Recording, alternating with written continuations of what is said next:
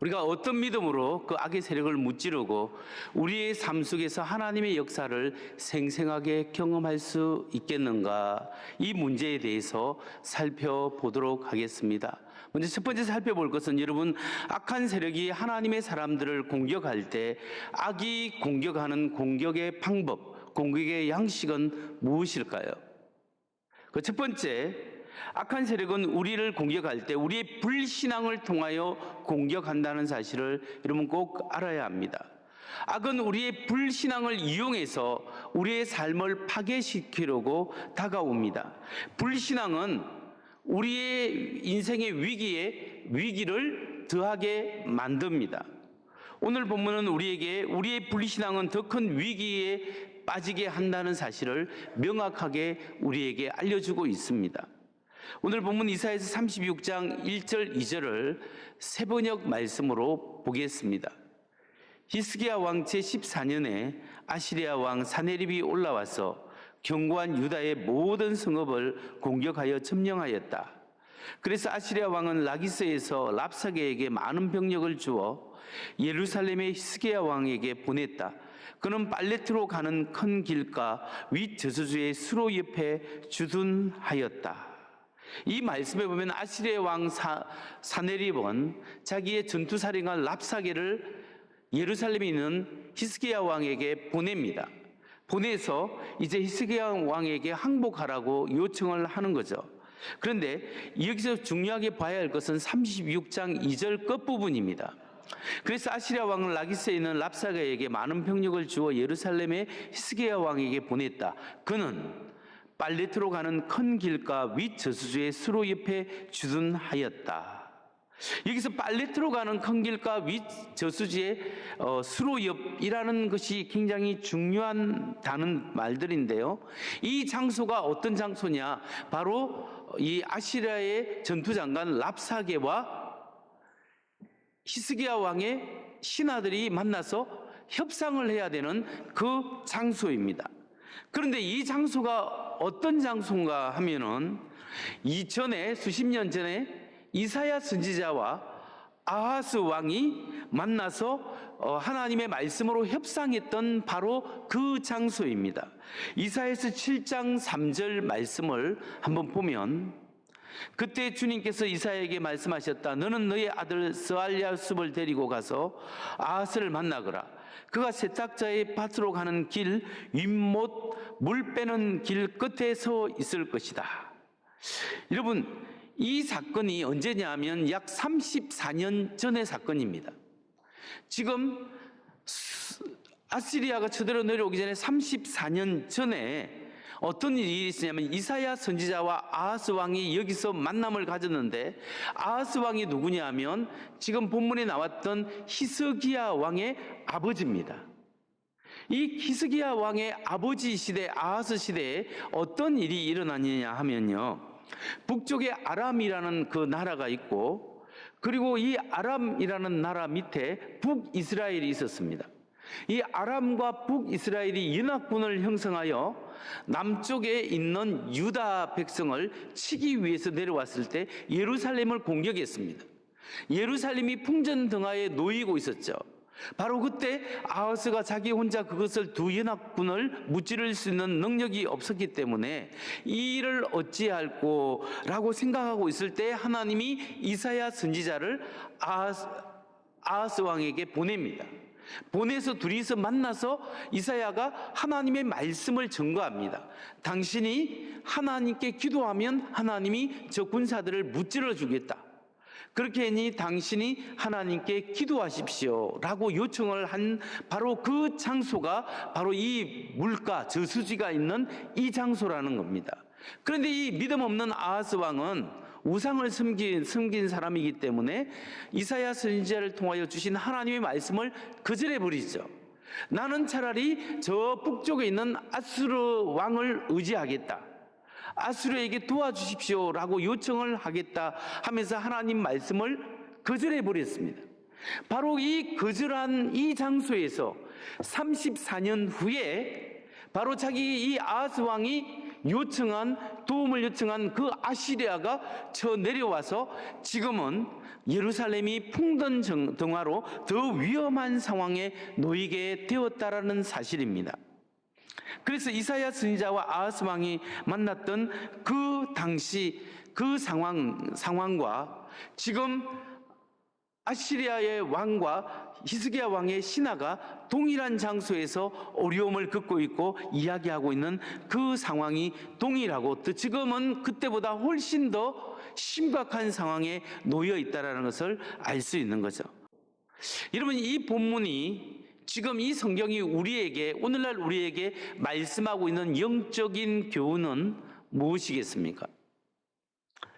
아버지 아하스 왕이 하나님 앞에 신실하지 못했기 때문에 그 군사적 위협은 이제 더 크게 아들 히스기야 왕 때 위기로 다가왔다라는 사실입니다.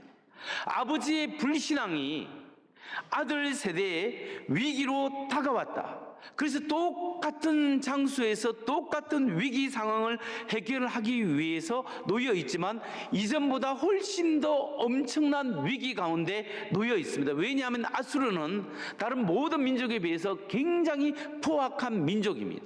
다 죽이거나 노예를 삼더라도 뿔뿔이 흩어져 버리는 그런 엄청난 악한 민족이 아수르였습니다. 여러분, 여기서 우리가 생각해 볼 것은 아버지가 하나님 앞에 신실하게 살아가지 못했을 때 아들의 세대에 그 영적 위기가 닥쳐왔다라는 사실입니다. 부모의 불신앙은 자녀에게 더 엄청난 위기로 다가온다는 겁니다. 여러분, 그러니까 부모 세대가 신실해야 합니다. 부모 세대가 하나님 앞에 잘 살아야 합니다. 나의 세대에 하나님께 불순종하고 불신앙으로 살아갔던 그것들을, 그 위기를 우리 자녀에게 넘겨줄 것이 아니라 바로 우리 세대에 하나님을 경험하고 하나님의 축복을 경험하고 신실하게 하나님의 응답받고 은혜 받았던 그 신앙의 유산을 우리 자녀들 세대에 물려주어야 한다는 사실입니다. 오늘날 악의 세력이 우리를 공격할 때 우리의 불순종, 불신앙을 통하여 공격한다는 사실을 기억하십시오. 이제 크게 두 번째로 악한 세력이 하나님의 자녀를 공격하는 또 다른 하나의 패턴, 공격 양식은 무엇이겠습니까? 두 번째 공격 패턴은 속이는 것입니다. 진리를 거짓으로 바꿉니다. 거짓이 진리인 것처럼 우리에게 이야기하고 속입니다.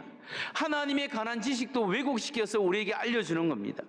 오늘 그렇기 때문에 이사야에서 말씀은 악의 세력은 하나님의 자녀들을 속이고 거짓을 믿게 되고 하나님에 관한 지식을 왜곡시켜서 우리의 신앙을 흔들리게 한다는 사실을 우리에게 알려주고 있습니다.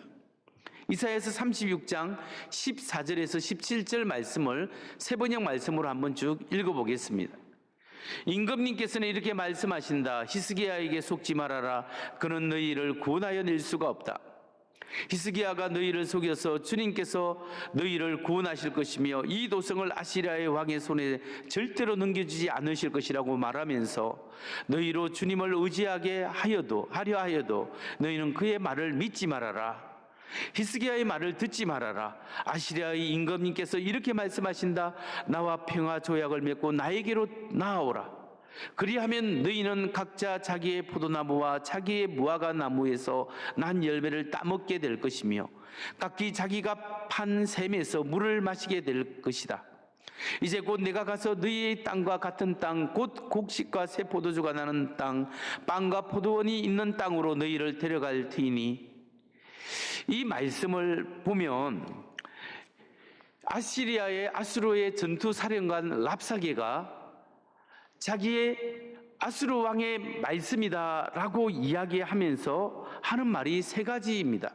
하나는 유다 왕 히스기야 왕에게 속지 말아라. 그가 너희를 구원해 줄 수 없다. 두 번째, 너희 신 여호와께서 너희를 구원해 줄 수 없다. 여호와의 신은 무능하다. 어떤 신도 자기 아수르의 군사에 다 짓밟게 되었다. 이렇게 이야기하죠. 세 번째, 아수르 왕에게 항복하면 너희는 또 많은 좋은 나무의 열매를 먹게 되고 샘물을 마시게 되고 너희는 좋은 땅에서 농사짓고 포도원 가시를 먹게 될 것이다 이야기합니다. 여러분, 그런데 아수르가 정복한 나라 중에 이렇게 해준 나라가 없어요. 다 짓밟아 버렸습니다.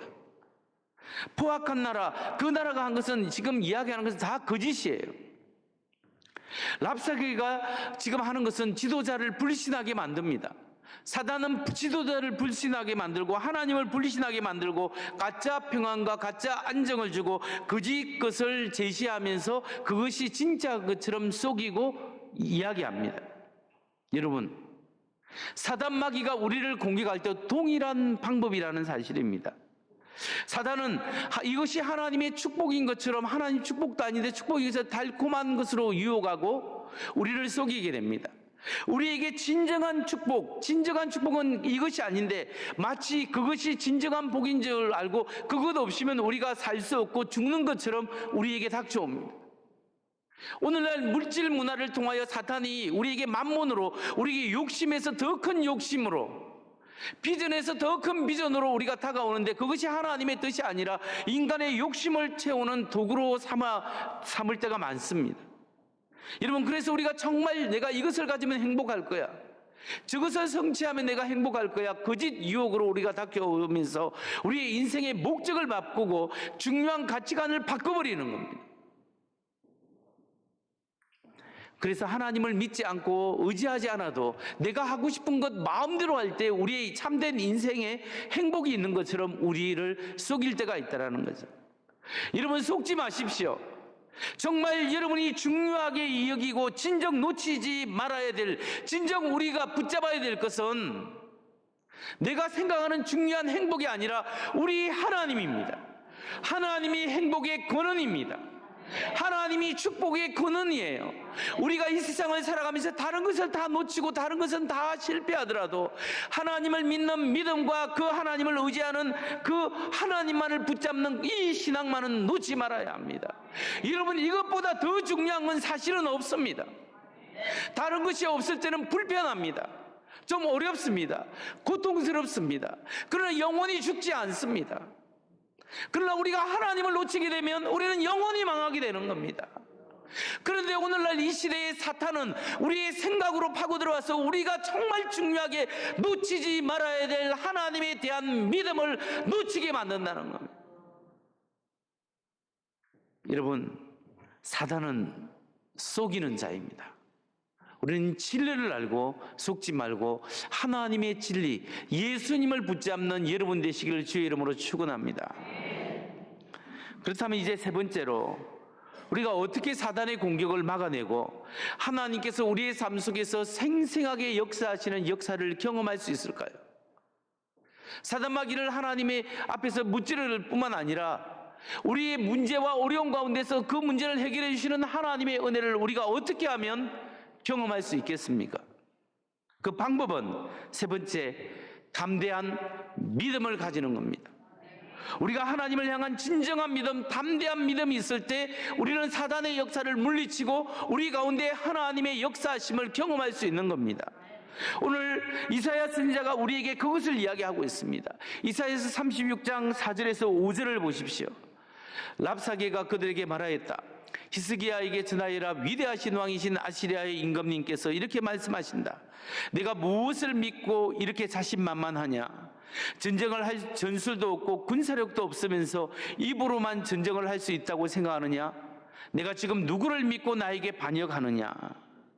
여기서 중요한 말이 나오는데 4절입니다. 4절, 내가 무엇을 믿고 이렇게 자신만만하냐? 내가 뭘 믿고 이렇게 당당하냐? 지금 이야기하는 거예요. 5절입니다. 5절, 내가 지금 누구를 믿고 나에게 반역하느냐? 내가 누구를 믿고 지금 반역하니? 여러분, 여기서 우리가 담대한 믿음의 힌트를 얻을 수 있습니다. 우리가 무엇을 믿고 누구를 신뢰하느냐? 우리가 과연 무엇을 믿고 누구를 신뢰하느냐? 이것이 그 믿음의 대상을 믿는, 참된 믿음의 대상을 믿는 것이 담대한 신앙인 겁니다. 그러니까 이거 거꾸로 돌려보면 우리가 진정으로 하나님을 굳게 믿고 하나님만을 진정으로 신뢰할 때 우리가 담대한 신앙을 당당할 수 있다라는 거예요.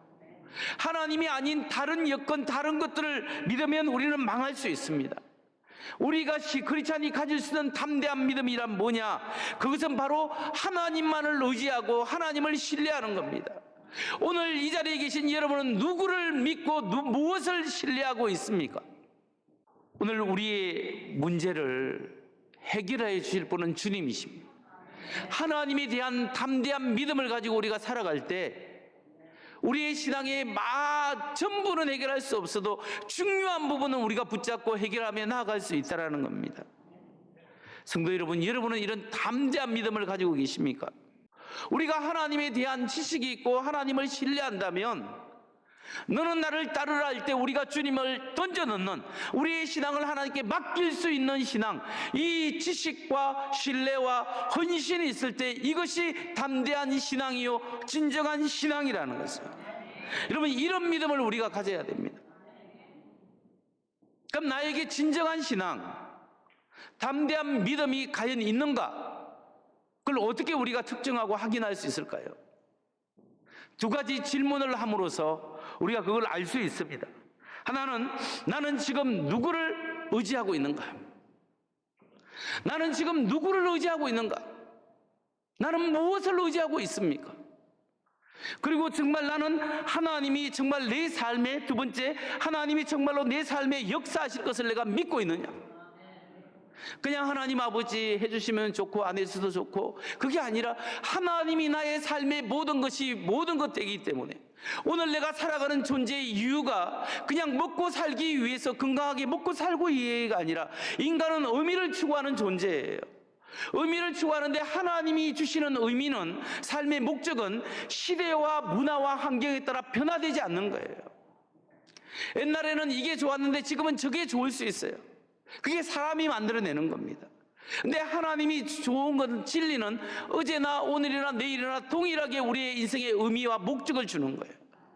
환경과 상황에 따라 흔들리는 것이 아니라 영원한 목적이 있는 거예요.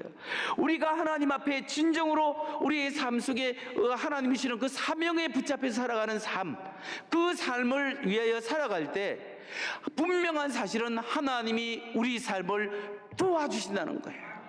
우리의 삶 속에 관여하시고 역사하신다는 거예요.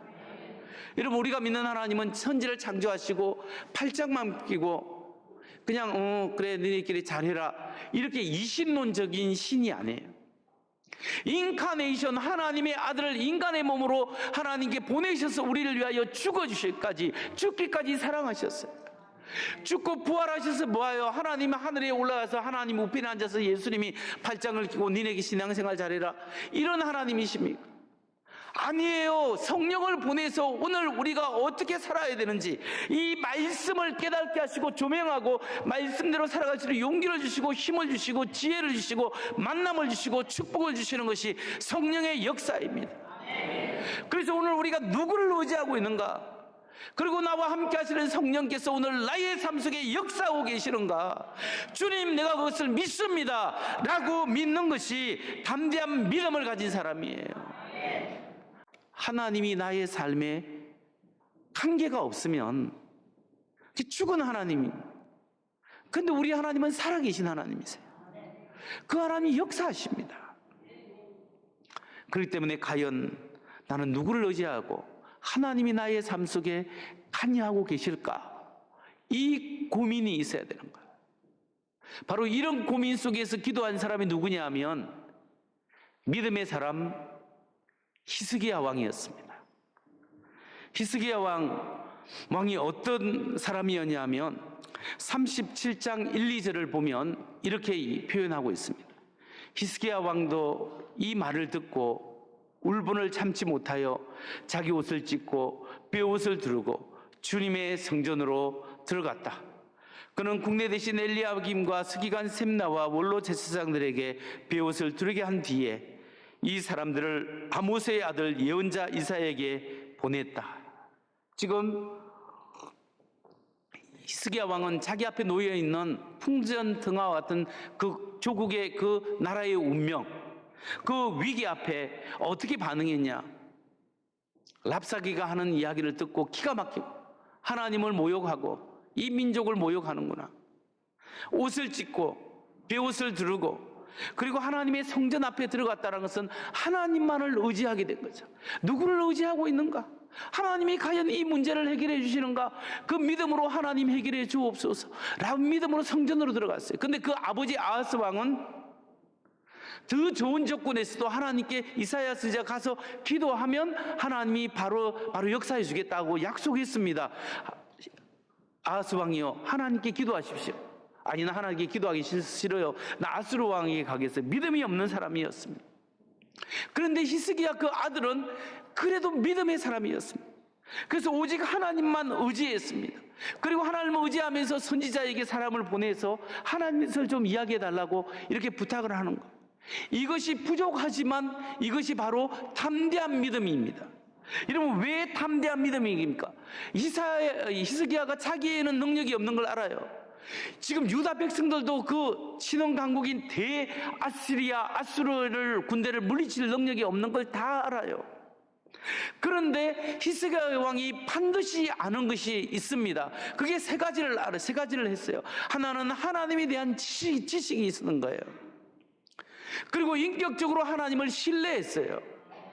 그리고 하나님을 알았고 하나님을 신뢰했기 때문에 하나님께 자신의 운명과 자기 나라의 운명, 유다 민족의 운명을 맡기는 헌신을 한 거예요. 하나님께 나아가서 기도한 거예요. 인간적으로 항복하지 않고. 바로 이런 히스기야의 담대한 믿음을 보시고 하나님이 이사야 선지자를 통해서 응답을 해주시는 거예요. 여러분, 이 말씀을 왜 우리에게 지금 이사야 선지를 통하여 말씀하고 있을까요? 우리가 어떤 질문을 해보라고 하면 그렇지 않을까 생각합니다. 어떤 질문이냐? 히스기야 왕과 유다 백성들이 했던 똑같은 질문. 그 질문이 무엇일까요? 두 가지입니다. 나는 지금 누구를 의지하고 있는가? 나는 하나님이 정말로 내 삶에 역사하실 것을 믿고 있는가? 이 질문을 하나님께서 오늘 이 본문을 통하여 우리가 생각하라고 주시는 말씀이 아니겠습니까? 여러분, 인생의 위기 가운데 앞이 보이지 않고 정말 내가 이걸 해야 될까 자신감도 없고 자원도 부족하고 너무나 힘이 들고 보이지 않는 그런 어려움이 있으면 여러분 누구를 의지하고 무엇을 의지하고 계실 것입니까? 우리가 진정으로 믿고 나아가야 할 것은 무엇입니까? 하나님을 의지하십시오. 하나님을 믿어야 됩니다. 하나님을 신뢰합니다. 나를 구원하신 하나님, 나의 구세주 되신 하나님 예수 그리스도의 은혜를 우리가 믿고 하나님이 나를 구원하시는 은혜가 너무나 크고 내가 이제는 살든지 죽든지 하나님께서 원하시는 그 기뻐하는 일을 하겠습니다. 내가 기뻐하는 일을 하는 것이 아니라 하나님이 기뻐하는 그 일을 내가 하고 믿음으로 나아가겠습니다. 고백하고 나아갈 때 하나님이 그 사람을 통하여 하나님의 뜻을 이루시고 우리 삶 속에서 우리의 믿음을 통하여 실제로 하나님이 역사하시는 은혜를 경험하게 한다는 거예요. 우리 하나님은 죽은 하나님도 아니고 아무 우상의 하나님도 아니에요. 살아 역사하시는 하나님, 그 하나님을 우리의 담대한 믿음으로 하나님만 의지하는 믿음으로 경험해야 합니다.